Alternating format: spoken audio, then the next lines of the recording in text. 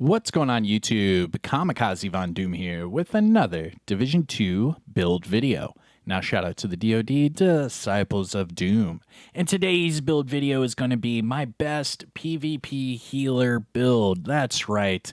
Because we know now with the PTS that's been ongoing for several weeks now, we know that all of the Iron Horse exclusive gear sets are going to be added to the general loot pool. It's not just going to be connected to Countdown, it's going to be added to the general loot pool. So now I can finally feel comfortable giving you guys different build combinations from those raid exclusive gear sets. So I hope you're ready, because this build has I wouldn't say over. I believe this build has 250% repair skills with nearly 1,000,000 armor, and you're doing some crazy damage. You're also helping out your team get damage, and you're keeping your team up. You're keeping your team at full armor and ready to fight. This is a dedicated healer build. I have been asked time and time again to do my best PvP healer build, and so here it is. So without further ado, sit back, relax, grab that popcorn. Don't forget to hit that like. Subscribe if you're new, and I hope you enjoy the PvP gameplay. Here we go. It's going to be short and sweet. I don't want to make this like a super long build video. So let's go ahead and roll the tape, and I will see you guys in just a second. Roll it. Alrighty, now all of these clips you can see on my Xbox account, so if you want, you can add me on Xbox, follow me, you can see all of these clips before I even post them on YouTube.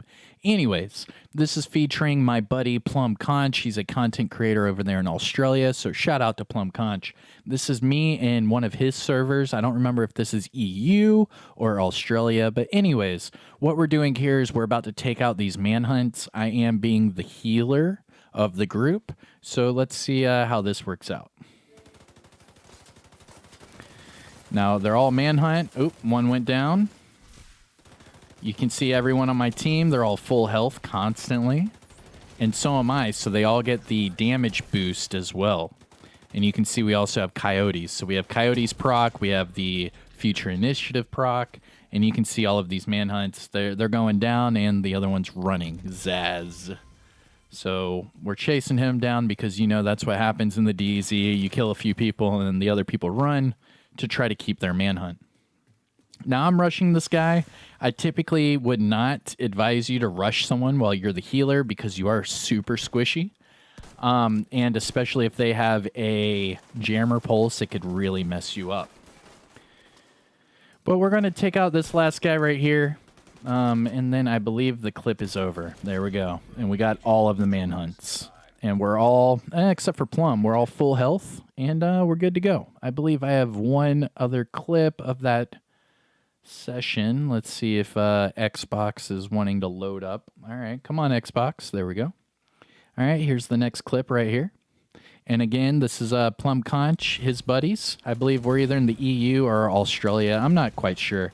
But these are the same guys that we had just killed that were manhunt. And I believe we're about to be manhunt. But you can see I'm trying to stay full health. I'm keeping the future initiative proc for all of them. And they are staying full health while shooting everyone. When you're this type of a healer, you have to be a dedicated healer. You know, damage from you and your weapons are not really priority. The priority is to stay at full health, keep that damage buff for everybody, and keep them alive. If you can keep them alive, you are good to go. You can see that health right there. I just helped them through that. And they're going, and boom, there's our manhunt. And you can see I'm just constantly healing everyone. They're keeping their damage buff and their health up. This is a great healer build to have. And there you go. And this is even in a poor connection server lobby. I mean, it doesn't take much to be a good healer. I think it's more about the build than anything else. So these are my examples of me doing PvP. You got to see that me and my group, we hunted down some manhunts, killed them, and then we became manhunt on them using the same builds, everything, and I'm still the healer. So let's jump into the build breakdown. I don't want to make this, you know, a super long build video, so let's just knock it out and get on with our day. I hope everyone enjoyed it. So let's go back to the build breakdown. Here we go. All right, and welcome back. I told you it'd be short and sweet, and that's what I was aiming towards. So I showed you guys us taking out manhunts. I showed you guys us becoming manhunt with me being the dedicated healer. So without further ado, let's jump into my best PvP healer build. And here we go. So right off the bat, you can see it's pretty much an all healing build. Everything is dedicated to repair skills. That's how I got it up to that 250% mark. Now, the top, I am using the specialization, the technician specialization, and this is actually quite vital. So let me go over here and I'll show you exactly why running the technician is very vital with this build setup. Now, I know a lot of people will go with a survivalist to get that increased outgoing healing. However, if you go over to technician, not only do I get the +1 skill tier so I can get my armor up to nearly 1,000,000, but it also over here gives you 10% skill healing. So you actually get 10% more healing as well just by running this specialization. So because of that, I am able to use a blue core attribute, and I am also getting 10% more skill healing just from using this specialization. So that's why I'm using the technician specialization. Now looking at the weapons. So the weapons are vital as well. Primarily the shotgun and the pestilence. Both of these are going to be support based. Now the shotgun is a military M870 with Optimist, and there is a method to that madness. Everything else is maxed out with max damage to targets out of cover, max damage to armor, and of course that shotgun damage. And we're sitting at 1.2 million total damage just sitting here. So let me show you why Optimus is so vital for this healer build. Now, with Optimus, you gain weapon damage for, the less amount of ammo in your weapon. So let's go over here. Like always, we go over to Invulnerable Elite. Or no, Invulnerable. Yeah, there we go. And then go over here to 5 meters. And then I'll show you. So just right off the bat, shooting it in the chest. 283 was our highest number we could get from there, okay? 283, right? Now, if I get down to my last bullet right here with Optimist, now as a healer, I could run around and just run around with one bullet in my shotgun, and then when it's time to it, instead of that 283, now I'm at 330. So you can see how that got me up 50,000 damage per bullet. So again, let me show you. And then you can see the Optimist going up. So it's at 8 right now. And then boom, 330 is my highest, with 227 being the base. Now normally, you can see it's 195 and 283. So the base number is about 30,000 less. And then that crit is about 50,000 less. So instead of the 280, we're at, there's no... Come on, give me that crit, baby. There we go, that 330. So yeah, it goes up about 50k for the crit and about 30k for the base damage. And that's just by running around with less ammo in your magazine. And it being a shotgun, it doesn't matter. But best believe you better hit that shot, because if not, you're going to be reloading and it's going to be an ugly time.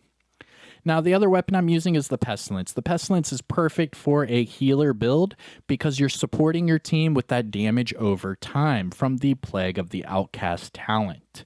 Now, this one's sitting at 73.5k damage with everything maxed out, max damage to targets out of cover, armor, and LMG damage. Now, it's all about the Plague of the Outcast talent, where it builds up that damage to over time. Now, I like using this combination. I typically am shooting them with the Pestilence at range, and then whenever they're up close, I'll have that shotgun with 1 or 2 ammo in the chamber, and I'm good to go. Boom, boom, they're dead. Now, the sidearm I'm not really using, but for this build video, it's the double barrel sawed-off.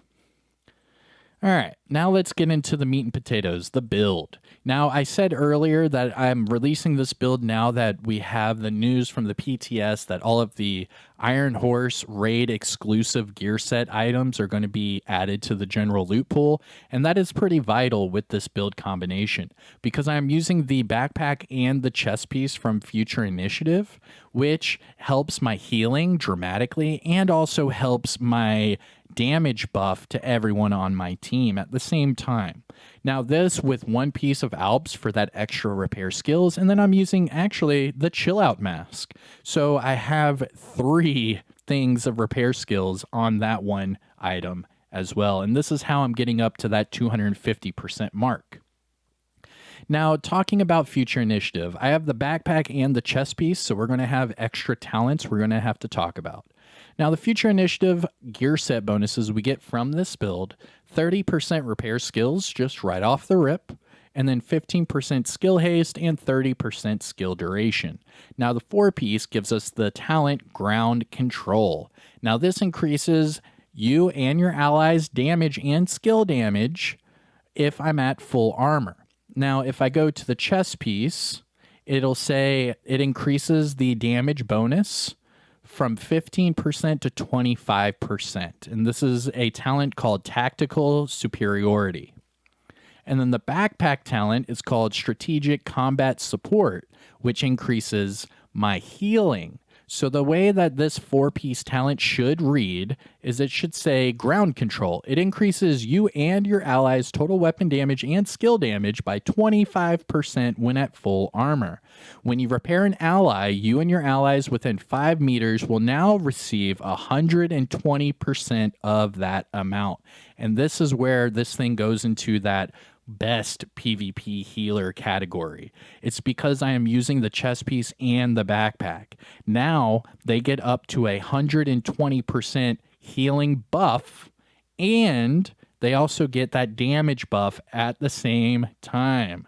So if I'm healing one person, the other 2 people get even better heals. If I am at full armor, they all get a big damage buff all at the same time. And that's where this future initiative healer really kicks into the next gear, because not only am I helping them all stay alive, but I am also helping all of them do a significant amount of damage. Now, let's go through the future initiative pieces. So here's my backpack. So it comes with the skill tier, and then I have max repair skills, and then a 19.9 repair skills mod. Going to the chest piece, again, skill tier, and then both maxed out repair skills. Go to the gloves, again with the skill tier, and then max repair skills. And then to the holster, again, skill tier, and then max repair skills. So all of these are all repair skills centric, and I also get, that nice talent ground control. Now going to the knee pads, 1-piece Alps Summit. Now the Alps Summit brand set bonus I get from this build, repair skills, and that's how I'm getting all of these repair skills. Now this one comes with that skill tier, and then I have max repair skills and skill haste on there as well. And then finally, I think this is going to be the only controversial piece in the thing, because I could go with Richter and Kaiser for incoming repairs, but I'm not really concerned about that. I could go for maybe Hana Yu for more skill haste, but again, I'm not really concerned about that either. However, with this mask, the Chill Out mask, I am getting total armor increase. Because of the technician specialization, I'm able to reroll this core attribute to an armor, and then I have those 3 slots for repair skills. So I have the normal attribute for repair skills maxed out, and then I have 2 repair skill mods on top of that. So this is increasing my sustainability and also my repair skills, not only for me, but for my allies as well. And if your healer goes down, then everyone's going to go down. So I want to increase my survivability. That way I can survive through these things and heal my team at the same time. And there you have it. That is the build. Now, double checking your numbers for your healing skills. Let's jump into it. So here is my Restorer Hive. So I get it back every 2 seconds. And my healing is at 495k, but my PvP healing is at 303k. Now this is tier 6, and that is with a max healing mod on the Hive itself. Now looking at the chem launcher, this is the Reinforcer chem launcher. I have 9 in the ammo. And for the repairs, for ally repair, 1.67 million. And then for PvP, ally repair is at 837k, and PvP repair over time is at 167k. And that again, tier 6, and I have a max heal mod on the chem launcher itself. So that is it. Let's go to the stats and get you out of here. So here are the stats for my M870. 1.2 million damage, 284k PvP weapon damage. 20% crit chance, 45 crit damage, 65 headshot damage, and don't forget about the armor damage and damage targets out of cover. Looking at the offensive tab, 10% all weapon damage bonus. And for the shotgun, we are at 30% shotgun damage bonus. So every time I use the M870, I am at 40% damage bonus total. Now going to the defensive tab, we're at 954k armor with 336k health. Now remember, my explosive resistance and hazard are both at 10%, and that is due to my watch level. So here is your disclaimer for all of my build videos. So for this build video, I am currently Shade watch level 3060. That means all of these attribute boxes are maxed out 50 of 50. So if you are at or above Shade level 1000, you can copy and paste my build exactly how it is, and you should get the exact same numbers and results. However, if you are below Shade level 1000, some of these attribute boxes will not be maxed out. Therefore, whenever you copy and paste my build, some of the numbers might not be the same, and that's probably because of your watch level. Now, it's not a requirement that you need to be Shade level 1000, but it is a recommendation because that min-maxes your character, and then you can just, build on top of that. And there you have it, everyone. This is my best healer build for PvP. A little shotgun pestilence action with future initiative. Put on that chill out mask with all repair skills. And when everything is said and done, you should be sitting at or just under 250% repair skills. Now, I am Kamikazevondoom. I hope you enjoyed it. I tried to make this build video as quick as possible. But yeah, don't forget to hit that like, subscribe to the channel. I am Kamikazevondoom, and I will see you all in the next one. Take care, everyone. Peace. All right, now let's get back into some conflict action. I think the people over there are missing me over there in conflict. Let's go. Boo doo boop ba doo, boo boo.